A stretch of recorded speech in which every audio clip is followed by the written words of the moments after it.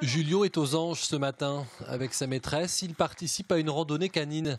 Une bonne manière de faire connaissance avec d'autres chiens et de sortir en toute tranquillité. Car ces balades entre maîtres et animaux sont animées par Clémentine Guédon, éducatrice professionnelle. Ça permet d'avoir, grâce à Clémentine, un espace de balade sécurisé où on sera plus rassuré de lâcher notre chien. Parce que c'est pas quelque chose de facile pour quelqu'un qui ne connaît pas l'environnement. Ces balades, ça permet quand même de socialiser les chiens, surtout les petits qui ont peur de tout. Donc prendre conscience que les gros, c'est pas forcément des bêtes féroces.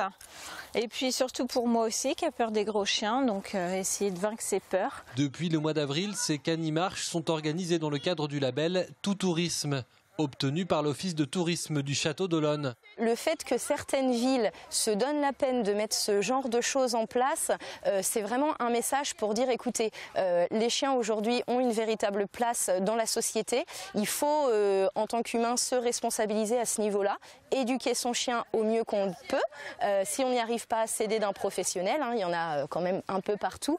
Et du coup, profiter au maximum de toutes les activités qu'on peut faire en famille avec le chien. Car l'animal de compagnie est devenu aujourd'hui un membre à part entière de la famille.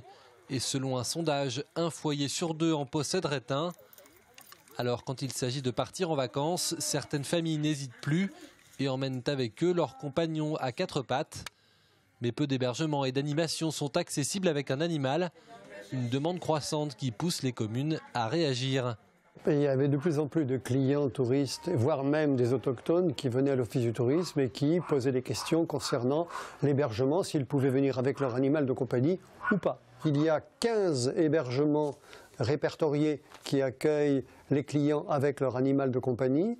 Il y a 2 bars sur la ville du Château d'Olonne et il y a 11 restaurants qui ouvrent les portes aux clients accompagnés de leur animal. Le Château d'Olonne est le 2e office de tourisme vendéen à obtenir ce label de Tout Tourisme.